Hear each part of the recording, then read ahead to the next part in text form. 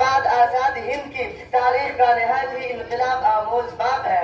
ریشمی رومال تحریک، اس تحریک کا یہی نتیجہ تھا کہ کیا مسلمان کیا ہندو، ہر کسی کے دل میں ظالم انگریزوں کو بھارت سے بے دخل کرنے کی امنگ پیدا ہوئی۔ اس تحریک کے بانی مولانا عبداللہ سندھی تھے، جن کے قیادت میں مولانا محمود الحسن دیوبندی انگریزوں کو باہر کرنے کے لیے ہمیشہ متحرک رہتے تھے۔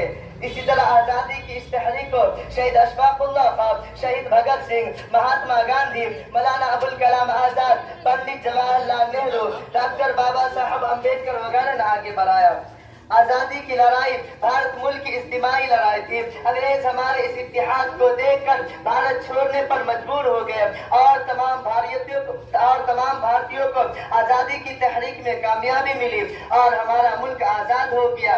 آخر میں اس شاعر کے ساتھ اپنی تقریر ختم کرتا ہوں۔ وفاداری وطن سے ہو یہی اسلام کہتا ہے، وفاداری وطن سے ہو یہی اسلام کہتا ہے، ہم اپنے دل کے ہر گوشے میں ہندوستان رکھتے ہیں۔ وآخر دعوانا الحمدللہ رب العالمین۔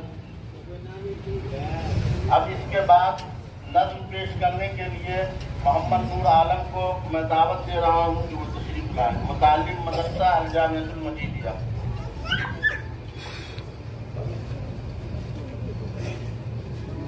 السلام علیکم ورحمۃ اللہ وبرکاتہ۔ وعلیکم السلام ورحمۃ اللہ۔ مسلمانوں کی قربانی کا قصہ ہم نہ بھولیں گے، مسلمانوں کی قربانی کا قصہ ہم نہ بھولیں گے، آزادی میں ان کا کتنا حصہ ہم نہ بھولیں گے، ہمیشہ اس ملک پر ہم راج کرتے تھے، ہمیشہ اس ملک پر ہم راج کرتے تھے، پرائے ہم نہیں ملک اپنا ہم نہ بھولیں گے، مسلمانوں کی قربانی کا قصہ ہم نہ بھولیں گے، آزادی میں ان کا کتنا حصہ ہم نہ بھولیں گے، ہمیں سے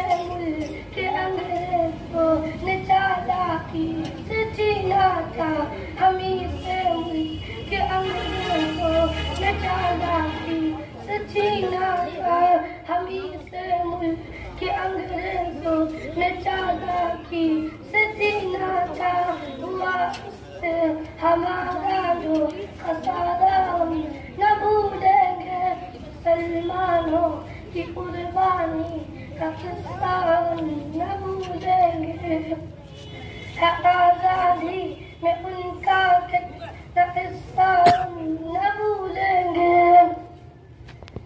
چرانے کے لیے اس ملک کو گورے قبضے سے، چرانے کے لیے اس ملک کو گورے قبضے سے، لہو کو کسی قدر رنگے باجا نہ بھولیں گے، مسلمانوں کی قربانی کا قصہ ہم نہ بھولیں گے، آزادی میں ان کا کتنا قصہ ہم نہ بھولیں گے، سجائے کا پانی ہم نے فخر و شان سے جیلی، سجائے کا پانی ہم نے فخر و شان سے جیلی، ہزاروں گولیاں سینے پہ کھانا ہم نہ بھولیں گے، مسلمانوں کی قربانی کا قصہ ہم نہ بھولیں گے،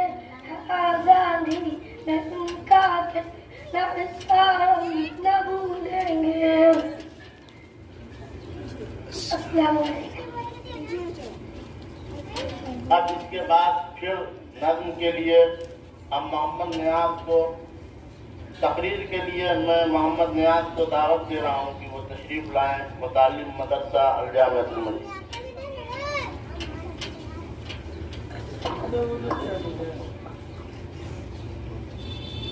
نحمده ونصلي على رسوله الكريم، اما بعد۔ دوستوں، بزرگوں اور پیارے ہندوستانیوں، کسی شاعر نے کیا خوب کہا ہے، جو کامیابی ہے اس کی خوشی تو پوری बहुत जरूरी है कि दास्तान अभी हमारी अधूरी है। बहुत हुआ है मगर फिर भी ये कमी तो है। बहुत सी होठों पे मुस्कान आ रही लेकिन बहुत सी आंखें हैं जिनमें अभी नमी तो है।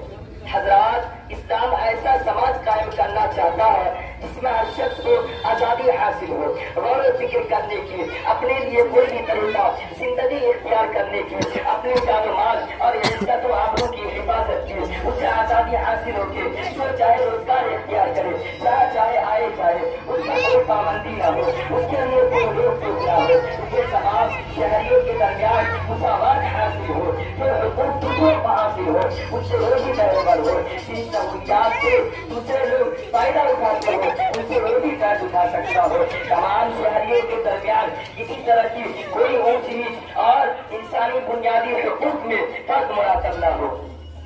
हर शहरी अदल इंसाफ से बहरोवर हो, उसको ये तहफ़्फ़ुज़ हासिल हो के उस पर कोई जुल्म न कर सके, और अगर जुल्म कर बैठे तो उसे मुफ्त में इंसाफ मिल सके। रियासत की जिम्मेदारी करार पाए कि वो जालिम को कटघरे में खड़ा करे और मजलूम की दाद रसी करे। मौर्रिखीन एतराफ़ करते हैं कि इस्लामी तारीख इस्लाम की इब्तदाई सदियों से कानून की हुक्मरानी कायम थी। इस्लामी रियासत के तमाम शहरी अमन व अमान, अदल इंसाफ और मुसावत बराबरी से बहरवर होते हुए आजादी की खुली फजाओं में सांस लेते थे। ये इस्लाम का जरीन दौर था। आज भी इसकी मिसाल दी जाती है, हत्ता के दुश्मन भी इसका बरमला एतराफ करते हैं। आजादी के मतवालों, हिंदुस्तान का हर शहरी आज आजादी का जश्न मना रहा है। हर कोई खुशी मना रहा है कि आज ही के दिन 1947 में अंग्रेजों की तसल्लुत इख्तियार से उन्हें आजादी मिली थी। उनका ये जश्न आजादी मनाना और खुशी का इजहार करना बचा है, सही है, लेकिन उन्हें चंद लम्हे ठहर कर सोचना चाहिए, क्या वो वाकई आजाद इंसानों की तरह जी रहे हैं? क्या हिंदुस्तान